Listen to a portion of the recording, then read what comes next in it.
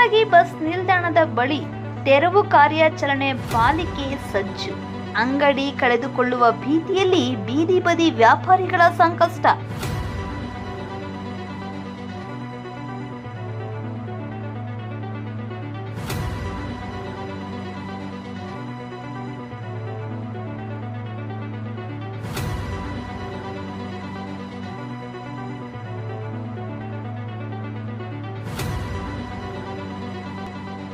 ರಾಜ್ಯಾದ್ಯಂತ ಫುಟ್ಪಾತ್ ಒತ್ತುವರಿ ತೆರವು ಕಾರ್ಯಾಚರಣೆ ನಡೆಯುತ್ತಿರುವ ಬೆನ್ನಲ್ಲೇ ತುಮಕೂರು ನಗರದ ಖಾಸಗಿ ಬಸ್ ನಿಲ್ದಾಣದ ಬಳಿ ದಶಕಗಳಿಂದ ವ್ಯಾಪಾರ ನಡೆಸುತ್ತಿರುವ ಬೀದಿ ಬದಿ ವ್ಯಾಪಾರಿಗಳನ್ನು ತೆರವುಗೊಳಿಸಲು ಮಹಾನಗರ ಪಾಲಿಕೆ ಅಧಿಕಾರಿಗಳು ಮುಂದಾಗಿರುವುದು ವ್ಯಾಪಾರಿಗಳಲ್ಲಿ ಆತಂಕಕ್ಕೆ ಕಾರಣವಾಗಿದೆ. ಖಾಸಗಿ ಬಸ್ ನಿಲ್ದಾಣದ ಸಮೀಪ ತಿಂಡಿ, ಫ್ರೈಡ್ ರೈಸ್, ರೈಸ್ ಬಾತ್ ಸೇರಿದಂತೆ ವಿವಿಧ ಆಹಾರ ಪದಾರ್ಥಗಳ ವ್ಯಾಪಾರ ಹಾಗೂ ಹಣ್ಣಿನ ವ್ಯಾಪಾರ ನಡೆಸುತ್ತಿರುವ ಸುಮಾರು 6 ಮಂದಿ ವ್ಯಾಪಾರಿಗಳ ಅಂಗಡಿಗಳನ್ನು ತೆರವುಗೊಳಿಸುವಂತೆ ಪಾಲಿಕೆ ಅಧಿಕಾರಿಗಳು ಸೂಚಿಸಿದ್ದಾರೆ ಎನ್ನಲಾಗಿದೆ. ಕಳೆದ 10 ರಿಂದ 15 ವರ್ಷಗಳಿಂದ ಇದೇ ಪ್ರದೇಶದಲ್ಲಿ ವ್ಯಾಪಾರ ಮಾಡಿಕೊಂಡು ಜೀವನ ಸಾಗಿಸುತ್ತಿದ್ದೇವೆ. ಈ ಹಿಂದೆ ಫುಟ್ಪಾತ್ನಲ್ಲಿದ್ದ ನಮ್ಮ ಅಂಗಡಿಗಳನ್ನು ಬಸ್ ನಿಲ್ದಾಣದ ಒಳಭಾಗದಲ್ಲಿ ಖಾಲಿ ಇರುವ ಜಾಗಕ್ಕೆ ಹಿಂದಕ್ಕೆ ಸರಿಸಿಕೊಂಡು ವ್ಯಾಪಾರ ಮಾಡುತ್ತಿದ್ದೇವೆ ಎಂದು ವ್ಯಾಪಾರಿಗಳು ತಿಳಿಸಿದ್ದಾರೆ. ಏಕಾಏಕಿ ಪಾಲಿಕೆ ಅಧಿಕಾರಿಗಳು ಸ್ಥಳಕ್ಕೆ ಆಗಮಿಸಿ ಅಂಗಡಿಗಳನ್ನು ತೆರವುಗೊಳಿಸುವಂತೆ ಸೂಚಿಸಿದ್ದು, ಇದರಿಂದ ನಮ್ಮ ಜೀವನೋಪಾಯಕ್ಕೆ ತೊಂದರೆಯಾಗುವ ಆತಂಕ ಎದುರಾಗಿದೆ ಎಂದು ವ್ಯಾಪಾರಿಗಳು ಅಳಲು ತೋಡಿಕೊಂಡಿದ್ದಾರೆ. ನಮ್ಮ ಬಳಿ ವ್ಯಾಪಾರಕ್ಕೆ ಸಂಬಂಧಿಸಿದ ಲೈಸೆನ್ಸ್ ಹಾಗೂ ದಾಖಲೆಗಳಿದ್ದರೂ ಅವುಗಳನ್ನು ಪರಿಗಣಿಸಲಾಗುತ್ತಿಲ್ಲ. ಹಳೆಯ ಲೈಸೆನ್ಸ್ ಹೊಂದಿರುವವರಿಗೆ ಮಾತ್ರ ಅವಕಾಶ ನೀಡಲಾಗುವುದು ಎಂದು ಅಧಿಕಾರಿಗಳು ತಿಳಿಸಿದ್ದಾರೆ ಎಂದು ವ್ಯಾಪಾರಿಗಳು ಆರೋಪಿಸಿದ್ದಾರೆ. ಹಲವು ವರ್ಷಗಳಿಂದ ಇದೇ ಸ್ಥಳದಲ್ಲಿ ವ್ಯಾಪಾರ ನಡೆಸುತ್ತಿರುವ ನಮಗೂ ಕಾನೂನುಬದ್ಧವಾಗಿ ಅಗತ್ಯವಿರುವ ಲೈಸೆನ್ಸ್ ಹಾಗೂ ದಾಖಲೆಗಳನ್ನು ಒದಗಿಸಿ ಇದೇ ಸ್ಥಳದಲ್ಲಿ ವ್ಯಾಪಾರ ಮುಂದುವರಿಸಲು ಅವಕಾಶ ಕಲ್ಪಿಸಬೇಕು ಎಂದು ವ್ಯಾಪಾರಿಗಳು ಪಾಲಿಕೆ ಅಧಿಕಾರಿಗಳಿಗೆ ಮನವಿ ಮಾಡಿದ್ದಾರೆ. ದಶಕಗಳಿಂದ ಸಣ್ಣ ಪುಟ್ಟ ವ್ಯಾಪಾರ ಮಾಡಿಕೊಂಡು ಜೀವನ ಸಾಗಿಸುತ್ತಿರುವ ಬೀದಿ ಬದಿ ವ್ಯಾಪಾರಿಗಳನ್ನು ಏಕಾಏಕಿ ತೆರವುಗೊಳಿಸುವ ಬದಲು ಪರ್ಯಾಯ ಸ್ಥಳ ಅಥವಾ ಸೂಕ್ತ ವ್ಯವಸ್ಥೆ ಕಲ್ಪಿಸಬೇಕು ಎಂಬುದು ವ್ಯಾಪಾರಿಗಳ ಒತ್ತಾಯವಾಗಿದೆ. ಮಹಾನಗರ ಪಾಲಿಕೆ ಅಧಿಕಾರಿಗಳು ಬೀದಿ ಬದಿ ವ್ಯಾಪಾರಿಗಳ ಸಮಸ್ಯೆಗಳನ್ನು ಮಾನವೀಯ ದೃಷ್ಟಿಯಿಂದ ಪರಿಗಣಿಸಿ ಅವರ ಜೀವನೋಪಾಯಕ್ಕೆ ತೊಂದರೆಯಾಗದಂತೆ ಸೂಕ್ತ ವ್ಯವಸ್ಥೆ ಕಲ್ಪಿಸಬೇಕು ಎಂದು ವ್ಯಾಪಾರಿಗಳು ಮನವಿ ಮಾಡಿದ್ದಾರೆ.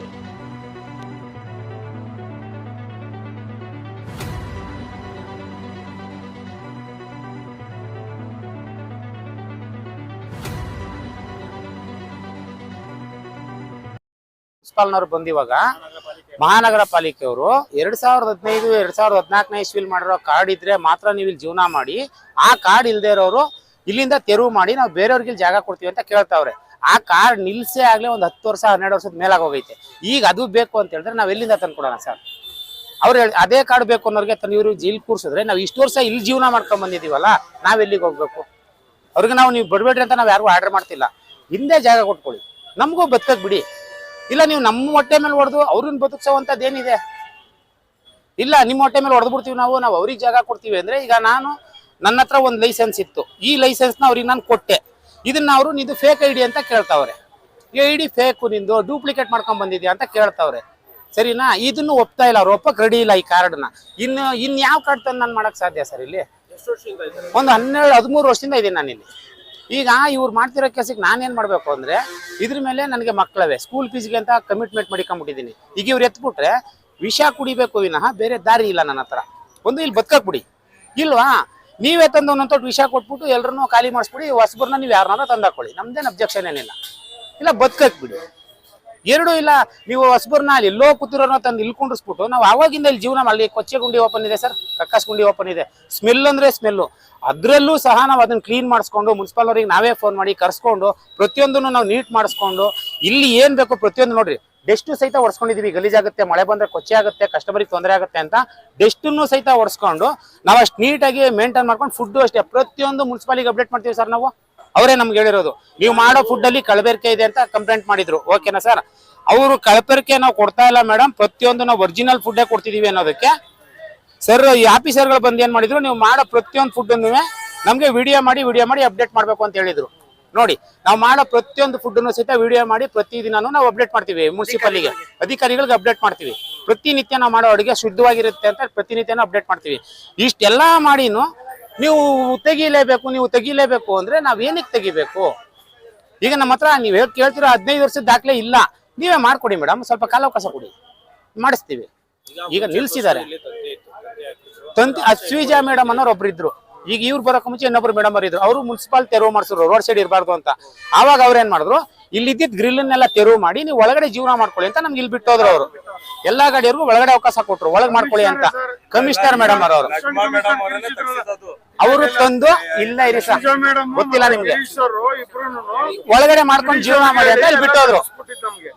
ಈಗ ಇವ್ರು ಬಂದು ನೀವು ಇಲ್ಲೂ ತೆರವು ಮಾಡಿ ಅಂದ್ರೆ ಫಸ್ಟ್ ಅಲ್ ಸರ್, ಇದು ಮುನ್ಸಿಪಲ್ ಪ್ಲೇಸೇ ಅಲ್ಲ, ಇದು ಬಂದು ಒಂದು ಪ್ರೈವೇಟ್ ಪ್ರಾಪರ್ಟಿ. ಇದ್ರ ಮೇಲೆ ಕೇಸ್ ಹಾಕೊಂಡು ಅವ್ರು ಕೇಸ್ ಮಾಡ್ಕೊಂಡವ್ರೆ. ಅವ್ರು ಇರೋಷ್ಟು ದಿನ ನಾವು ಜೀವನ ಮಾಡ್ಕೊಂಡು ಹೋಗ್ಬೋದಿಲ್ಲ. ಅವ್ರ ಏನಾರ ಕೋರ್ಟಿನ ಸ್ಟೇಪ್ ಆಯ್ತು ಅಂದ್ರೆ ನಾವು ಕ್ಷಣ ಮಾತ್ರದಲ್ಲಿ ನಾವು ಖಾಲಿ ಮಾಡ್ಕೊಂಡು ಹೋಗ್ಬೇಕು. ಇದು ಅವ್ರಿಗೆ ಗೊತ್ತಿಲ್ಲೋ ನನಗೆ ಗೊತ್ತಿಲ್ಲ. ಇದಿಷ್ಟೆಲ್ಲಾ ಸಮಸ್ಯೆ ಇರೋ ಜಾಗದಲ್ಲಿ ನಾವು ಅಣ್ಣಪ್ಪ ಅನ್ಕೊಂಡು ಜೀವನ ಮಾಡ್ಕೊಂಡು ಹೋಗ್ತಿದ್ವಿ. ಇಲ್ಲೂ ನೀವು ಹೋಗಿ ಅಂದ್ರೆ ನಾವ್ ಎಲ್ಲಿಗೆ ಹೋಗೋಣ? ನಮ್ಮ ಹತ್ರ ಇರೋದು ಒಂದೇ ದಾರಿ ಸರ್, ಒಂದ್ ತೊಟ್ಟು ವಿಷಯ ಕೊಟ್ಬಿಡ್ಲಿ, ಇಲ್ಲ ನಾವು ಮಾಡಿರೋ ಸಾಲ ಅವ್ರು ತೀರ್ಸ್ಬಿಡ್ಲಿ. ಅದಕ್ಕೆ ಅವ್ರೆ ಮುನ್ಸಿಪಾಲೇ ಸರ್ಕಾರನೇ ಏನೋ ಒಂದು ದಾರಿ ಮಾಡ್ಬೇಕು ನಮ್ಗೆ. ರವಿ ನಾಯಕ್ ಅಂತ ಇವತ್ತು ನಮ್ಮನ್ನ ಖಾಲಿ ಮಾಡಿಸಿ ಬೇರೆಯವ್ರಿಗೆ ಜಾಗ ಕೊಡ್ತೀವಿ ಅಂತವ್ರೆ. ನಾವಿಲ್ಲಿ 15 ವರ್ಷದಿಂದ ಇದ್ದೀವಿ, ನಮ್ಗೆ ಇಲ್ಲ. ರೈಲ್ವೆ ಸ್ಟೇಷನ್ ಅವ್ರನ್ನ ಕರ್ಕೊಂಬಂದು ಇಲ್ಲಿ ಜಾಗ ಕೊಡ್ತೀವಿ, ನೀವು ಎತ್ಕೊಂಡು ಹೋಗಿ ಅಂತಾರೆ. ಮತ್ತೆ ನಾವೇನ್ ಮಾಡ್ಬೇಕು ಸರ್? ಎಲ್ಲಿ ಹೋಗ್ಬೇಕು ನಾವು? ಸರ್ ಮಂಜು ಪ್ರಕಾಶ್ ಅಂತ ಸರ್. ಎಗ್ ರೈಸ್ ಅಂಗಡಿ, ಎಗ್ ರೈಸು, ಬಿರಿಯಾನಿ, ಕುಷ್ಕ, ಮೊಟ್ಟೆ, ಕಬಾಬು. ಹ್ಞೂ ಸರ್, ಬೇರೆಯವ್ರಿಗೆ ಕೊಡ್ತೀವಿ ಅಂತವ್ರೆ. ಎಲ್ಲ ಲೈಸೆನ್ಸ್ ಎಲ್ಲ ಕೊಟ್ಟಿದ್ದಾರೆ ಅವ್ರೇನೇನೆ sir. State government of Karnataka ಅವ್ರು ಕೊಟ್ಟಿರೋ ಲೈಸೆನ್ಸು ಒಪ್ಪಿಗೆ ಇಲ್ವಂತ ಅವ್ರಿಗೆ. ಫೋಟೋನು ಇದೆ, ಎಲ್ಲಾನು ಇದೆ, ಆದ್ರೂ ಒಪ್ಕೊಳಕ್ ರೆಡಿನೇ ಇಲ್ಲ. ಬೇರೆಯವ್ರಿಗೆ ಕೊಡ್ತೀವಿ ಅಂತವ್ರೆ. ನೀವ್ ಇಲ್ಲಿ ಹಾಕ್ಬೇಡಿ, ಬೇರೆ ಕಡೆ ಹಾಕಿ ಅಂತಾರೆ. ಎಲ್ಲಿ ಅಂತ ಅವ್ರು ಹೇಳ್ತಾನೆ ಇಲ್ಲ. ರೀಲೊಕೇಟ್ ಮಾಡ್ತೀವಿ, ಅಲ್ಲಿಗೆ ಹಾಕೊಳ್ಳಿ ಅಂತಾರೆ. ಕಮಿಷನರ್ ಮೇಡಮ್ ನೋಡಿದ್ರೆ ಒಳಗೆ ಹಾಕೊಳ್ಳಿ ಅಂತಾರೆ. ನಾವು ಫುಟ್ಪಾತ್ ಇಂದ ತೆಗೆದು ಹಿಂದಗಡೆ ಹಾಕೊಂಡಿದೀವಿ. ಕಮಿಷನರ್ ಶಿವಜಾ ಮೇಡಮ್ ಅವರು ನಾನು ಇವನೇ ಮಾತಾಡಿದೀವಿ ಸರ್ ಎದುರುಗಡೆ. ಹಾ, ಈಗ ನೋಡಿದ್ರೆ ತೆಗಿರಿ ಅಂತಾರೆ. ತೆಗೆದು ಎಲ್ಲಿ ಹೋಗ್ಬೇಕು ಸರ್? ನಾವೇನ್ ಮಾಡ್ಬೇಕು ಹೇಳಿ? ಇವ್ರಿಗೆ ನಾವ್ ಯಾವ ಲೈಸೆನ್ಸ್ ಕೊಟ್ರು ನಡೆಯಲ್ವಂತೆ. ಇವರು ಮಹಾನಗರ ಪಾಲಿಕೆಯಿಂದ 2014 ಮುಂಚೆ ಕೊಟ್ಟಿರೋದು ಅದನ್ನೇ ಕೊಡ್ಬೇಕಂತ.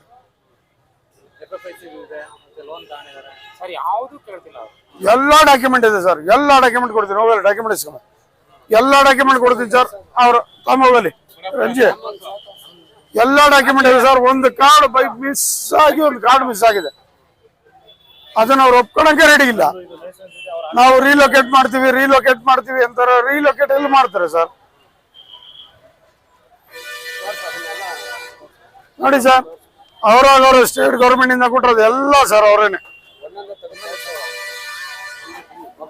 FSS ಇದು ಸರ್. ಇಲ್ಲಿ ನೋಡಿ ಸರ್,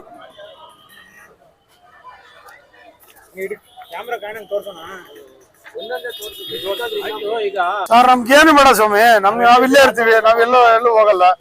ನಾವಿಲ್ಲೇ ಇರ್ತೀವಿ, ನಮ್ಮ ಪಡ ನಾವಿಲ್ಲೇ ಇರ್ತೀವಿ.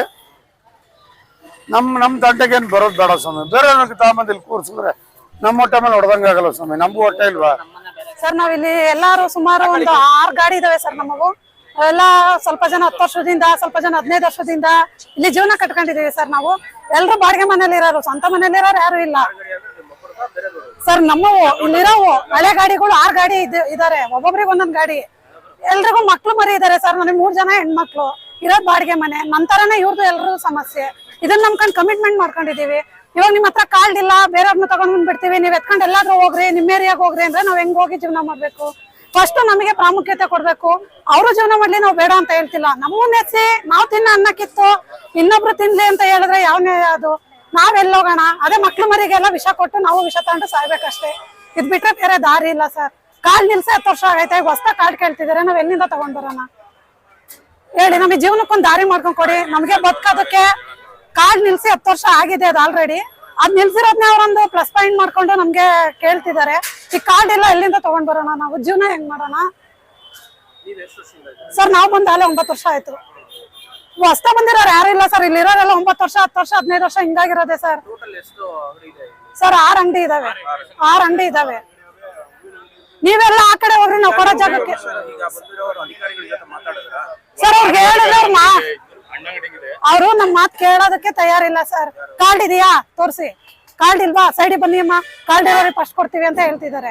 ಮೇಡಮ್ ನಾವು ಅವತ್ತಿಂದ ಮಾಡ್ತಿದೀವಲ್ಲ, ಹೆಂಗೆ ನಮ್ ಕಾರ್ಡು ಅಂದ್ರೆ ನಿಮ್ ಏರಿಯಾಗ ಹೋಗ್ರಿ, ನಿಮ್ ಮನೆ ಇರೋ ತಕ ಹೋಗ್ರಿ ತಗೊಂಡು ಅಂತ ಹೇಳ್ತಾರೆ. ಕಾರ್ಡ್ ಇರೋರಿಗೆ ಫಸ್ಟ್ ಪ್ರಾಮುಖ್ಯತೆ ಕೊಡ್ಬೇಕು ಅಂತಾರೆ ಸರ್. ಈಗ ನಮ್ಮನ್ನ ತೆಗೆದು ಬೇರೆ ಕಡೆ ಹಾಕಿಲ್ಲ, ನಾವ್ ಮಾಡ್ತಾ ಇರೋ ಜಾಗಕ್ಕೆ ತಗೊಂಡ್ ಬಂದು ಬೇರೆಯವ್ರನ್ನ ಹಾಕ್ತಾ ಇರೋದು. ಹಂಗಾಗಿ ಇಲ್ಲಿ ಯಾರು ಇದಾರೋ ಅವ್ರಿಗೆ ಫಸ್ಟ್ ಪ್ರಾಮುಖ್ಯತೆ ಕೊಡ್ಬೇಕು, ಆಮೇಲೆ ಬೇರೆಯವ್ರಿಗೆ ಅವಕಾಶ ಮಾಡ್ಕೊಡ್ಬೇಕು ಸರ್. ದಯವಿಟ್ಟು ನೀವು ಇದೊಂದು ನಮ್ಗೆ ಅನುಕೂಲ ಮಾಡ್ಕೊಂಡ್ ಕೊಡಿ, ಸಹಾಯ ಮಾಡಿ. ಇಲ್ಲಾಂದ್ರೆ ಮಕ್ಳು ಮರಿಗೂ ವಿಷ ಕೊಟ್ಟು ನಾವು ವಿಷ ತಗೊಂಡು ಸಾಯೋದ್ರ ಮುಂದೆ ಇನ್ಯಾವ್ದು ದಾರಿ ಇಲ್ಲ ಸರ್. ನಾವಂತೂ ಅದೇ ಮಾಡೋದಿಲ್ಲಿ. ಅವರು ರೂಲ್ಸ್ ಕಾನೂನು ಕೇಳ್ತಿದ್ದಾರೆ ಸರ್. ಮುಂಚೆನೆ ಹೇಳಿದ್ರೆ ನಾವು ಮಾಡ್ಸ್ಕೊಂತ ಇದ್ವಿ ಸರ್.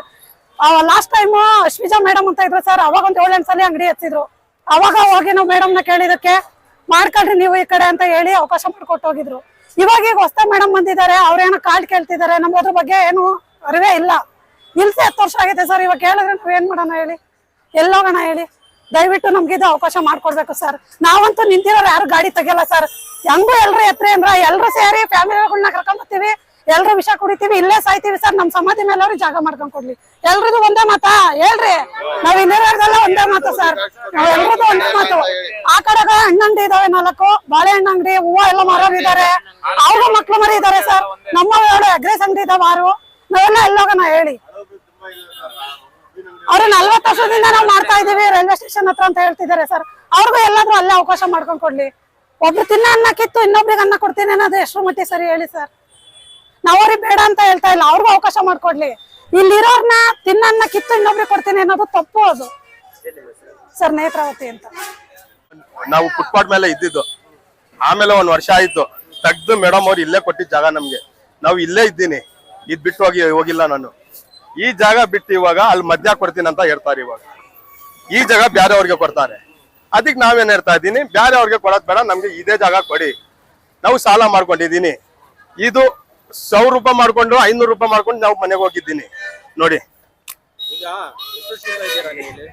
ನಾವು ಬಂದು ಈಗ ಆಗ್ಲೇ 25 ವರ್ಷ ಬಸ್ ಸ್ಟ್ಯಾಂಡ್ಗೆ ನೋಡಿ.